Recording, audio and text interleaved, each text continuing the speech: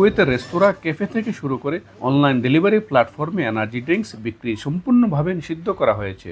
শুধু সুপারমার্কেট এবং জামিয়ার নির্দিষ্ট বয়স ও পরিমাণের সীমার মধ্যে সীমিত বিক্রি সম্ভব। নতুন নিয়ম অনুযায়ী 18 বছরের নিচে কোনো ব্যক্তিকে এনার্জি ড্রিঙ্ক বিক্রি করা যাবে না। একজন প্রাপ্তবয়স্ক ব্যক্তি দিনে সর্বোচ্চ 250 মিলির 2টি ক্যান ক্রয় করতে পারবেন। জনস্বাস্থ্য রক্ষায় সরকারের এই সিদ্ধান্তকে স্বাগত জানিয়েছেন প্রবাসীরা। তবে নতুন নিয়ম বাস্তবায়নে কঠোর নজরদারির উপর জোর দিতে বলছেন তারা। এনার্জি ড্রিঙ্কে কি মানে তারা দেখাচ্ছে যে ঘুম হয় না আর কি, এবং কিডনিতে সমস্যা। ছোট ছেলেমেয়েরা তারাও এনার্জি ড্রিঙ্ক খেয়ে অভ্যস্ত, তো তারা যেন সহজে এটা না পায়, এই কারণে এই উদ্যোগ নিয়েছে। এছাড়া এনার্জি ড্রিঙ্কসের যে কোনো ধরনের বিজ্ঞাপন ও স্পন্সরশিপও নিষিদ্ধ করা হয়েছে। প্রতিটি ক্যানের গায়ে স্বাস্থ্য ঝুঁকি সংক্রান্ত সতর্কবার্তা বাধ্যতামূলক করা হয়েছে।